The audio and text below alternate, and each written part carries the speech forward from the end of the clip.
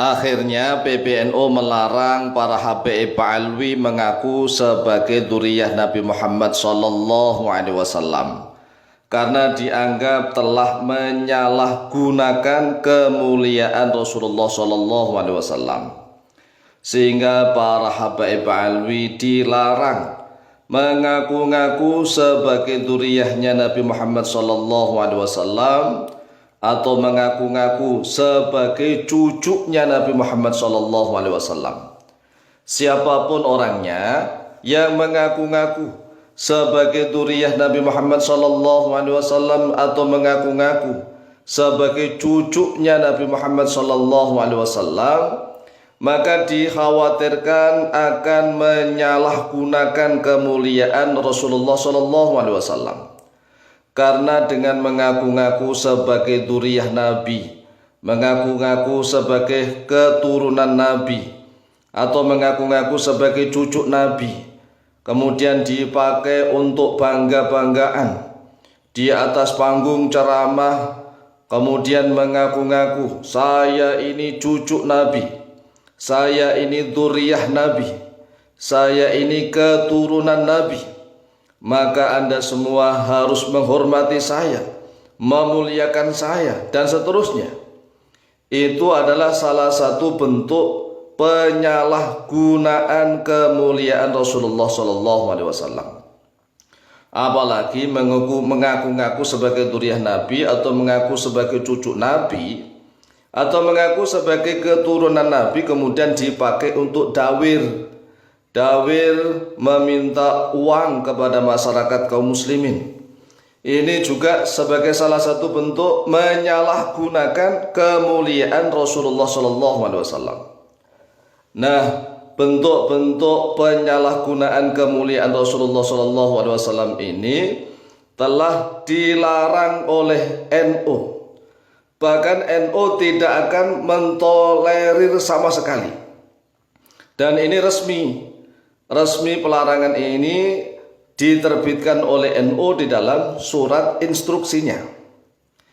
Di dalam surat instruksi nomor 3975 garing PP.01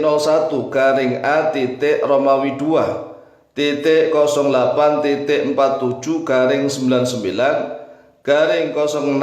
garing 2025.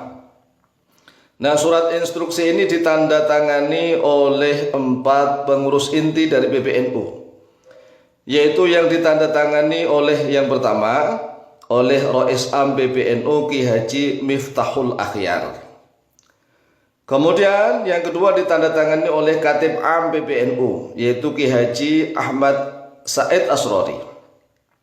Kemudian yang ketiga ditandatangani oleh Ketua Umum PBNU Ki Haji Yahya Khalil Thaquf. Kemudian yang keempat ditandatangani oleh Sekretaris Jenderal PBNU Haji Saifullah Yusuf. Surat instruksi ini diterbitkan pada hari Senin tanggal 2 Juni tahun 2025. Jadi surat instruksinya sama nih, sama yang ditanggapi, ditafsiri oleh banyak kalangan yang berbeda-beda. Tetapi kalau kita cermati, kita telaah, salah satu isinya adalah berbunyi begini: NU tidak dapat mentolerir sikap, perilaku, dan ucapan siapapun. Jadi NU tidak dapat mentolerir sikap, perilaku, dan ucapan siapapun dan dari pihak manapun yang menyimpang dari nilai-nilai syariat. Ini 1 poin. Kemudian menyimpang dari adab, ini 2 poin. Serta persatuan dan kesatuan bangsa, ini yang poin ketiga. Kemudian selanjutnya lebih-lebih dengan menyalahgunakan kemuliaan Rasulullah SAW. Dan inilah yang perlu kita bahas, kita kupas. NU tidak dapat mentolerir sikap. Jadi sikap apapun nih bentuknya, perilaku dan ucapan siapapun dan dari pihak manapun. Pihak manapun yang menyalahgunakan kemuliaan Rasulullah Shallallahu Alaihi Wasallam, maka tidak akan ditolerir oleh NU, lebih-lebih oleh PBNU.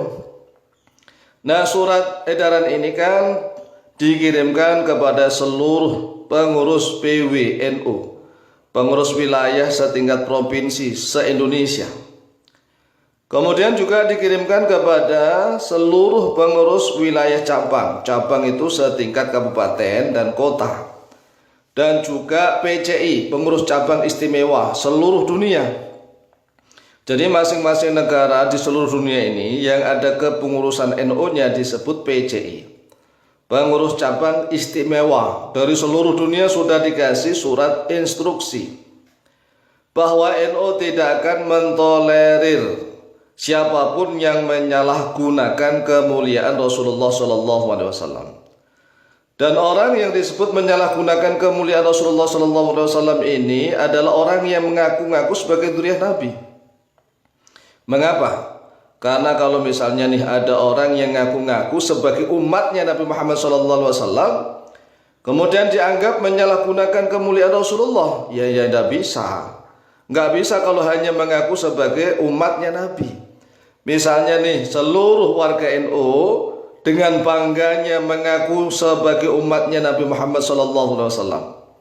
Apakah itu bisa diartikan menyalahgunakan kemuliaan Rasulullah? Ya tidak bisa.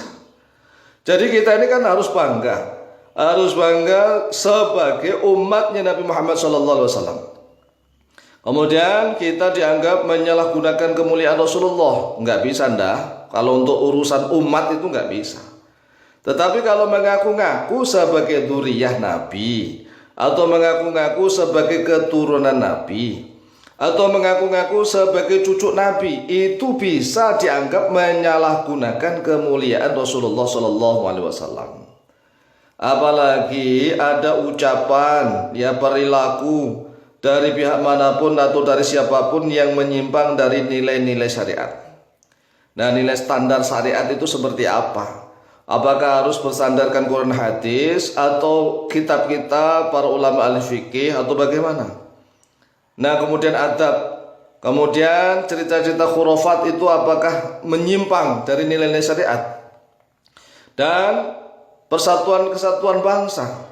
Nah, orang-orang yang mengaku bahwa Indonesia ini miliknya Aulia Tarim, pintunya wali-wali Tarim, apakah itu bukan termasuk orang yang akan memperkeruh persatuan dan kesatuan bangsa? Demikian juga orang-orang yang mengaku-ngaku sebagai cucu Nabi, dzurriyyah Nabi atau keturunan Nabi Muhammad SAW. Jelas-jelas itu kalau dipakai untuk dawir-dawiran, untuk sombong-sombongan, telah menyalahkan kemuliaan Rasulullah SAW. Demikian, semoga bermanfaat. Wallahu ta'ala.